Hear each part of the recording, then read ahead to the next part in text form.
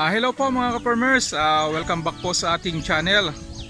For today's video guys is about sa ating Japanese Shamu na manok. Ngayon ay nangingitlog na siya, pero meron ako guys na problema dun sa isang itlog.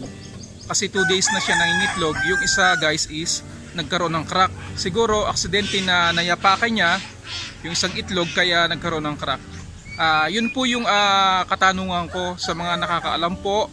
Please comment po diyan sa baba sa comment section natin kung yun po ba ay pwede nating paninliman, kung mabubuhay po ba to.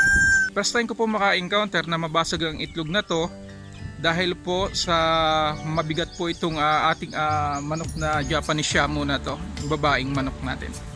Kaya yun, susubukan ko at ipatatanong ko rin sa mga nakakaalam kung ito ba ay pwedeng palimliman o talagang wala na o at ilalaga ko na lang. Ayan. Bago yun po ay mag-intro muna tayo guys.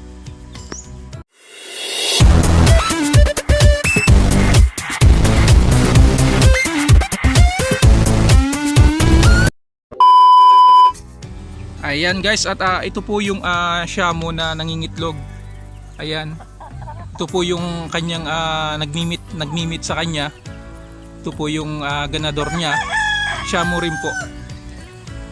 Ayan. At yun nga po, 2 days na nangingitlog itong ating Shamu na to. At ngayon ay yung pangalawang itlog niya, nakitaan ko po na may crack po. Ayan. Pakikita ko po sa inyo ang crack ng itlog na to. Ayan guys, at ito po yung itlog na naipakan po ng ng ating inahin na Shamu. Bali po, butas siya pero hindi naman po lumabas yung pinaka liquid niya dun sa loob. Talagang nabutas lang po siya. At ayan, sayang naman kasi matagal ko ring inintay na mangitlog itong ating inahin na Shamu. Tapos nabasag lang, naipakan niya. Bali 2 days na po ngayon. Yan, at maya maya siguro baka mangitlog ulit siya. Bali 2 na po yung itlog pero yung isa basag. Alanganin po ako na ituloy palimliman kasi baka hindi po siya mapisa. Sayang naman. At kung masisira lang, mas mabuti pa siguro na ilaga yan para mapakinabangan. Ayan, at yun lang po guys. At sa mga nakakaalam po at mga naka-experience ng ganito katulad nung sa itlog na to na nabasag, kung ito po ba ay mapipisa o hindi.